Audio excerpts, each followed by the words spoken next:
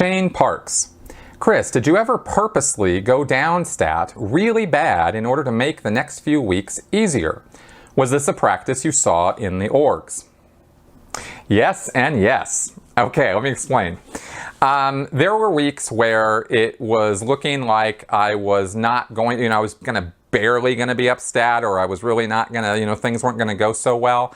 And I, a couple times, fudged some figures to count some of the statistic that I was counting after 2 o'clock, even though it, strictly speaking, happened before Thursday at 2 o'clock, so that I could start my next week on a little bit of a boost, because my last week was just not going to be salvaged no matter what. I mean, maybe, it was like the graph was going down, and if I counted these things, then it might have done this, but it wasn't going to do this, right? It wasn't going to go up.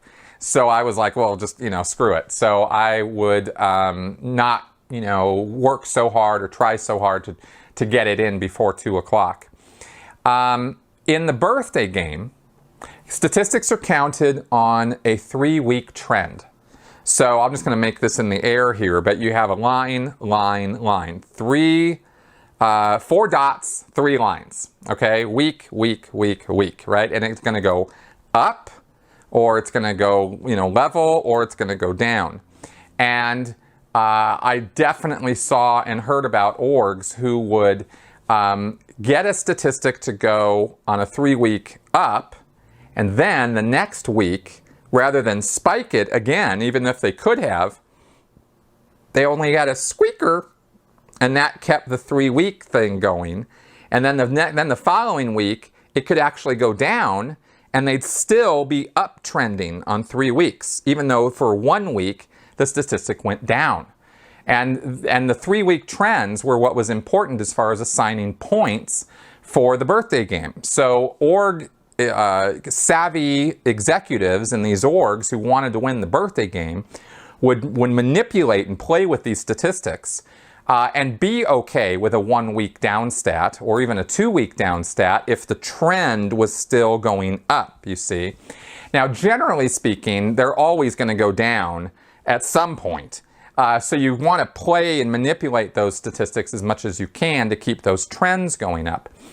And then, of course, if you had to eat it 1 week and it just kind of crashed everything or a lot of things across the boards, you'd go, okay, well, that's really, it's 1 week that we're screwed. We didn't make any birthday game points this week. It wasn't really such a great week, but next week we're back on trend, baby, right? Actually, you'd have to take 2 weeks, because if you really crashed, you'd have to, crash again or level, or even if you went up, you didn't go up as much. So you were going to be downtrending for at least 2 weeks.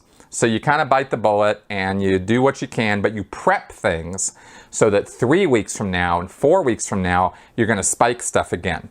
This is about as far into the future as org staff would think with their statistics. And it was mainly the EDs, the executive directors, who were doing this kind of planning. Most of the worker bees were just sort of like, kind of going along doing whatever they were doing, trying to stay out of trouble. Because you would still get into trouble if you had a 1 week down. And if you had a 2 week down, that was really not good. But the executives, the savvy ones, always knew that the 3 week trends were what really counted. So that's how they would watch those statistics. And that's why they would even purposefully let the stats crash or not work on a particular statistic as hard as maybe some other ones, because they were playing the numbers in order to manipulate the stats for the points. We did the same thing at the management level, but we had a little less control over my statistic as the assistant technical aide, as the guy over all of the training and delivery for the Western United States, was the accumulated total of all of the well-done auditing hours and all of the student points and all the course completions. That I couldn't directly control whether an org did or didn't get how many course completions they had. I would just be pushing all the time for more production. But I would also have statistics like compliance reports, which was when the staff at the orgs were sending me written reports showing that they had complied with orders that I had sent them.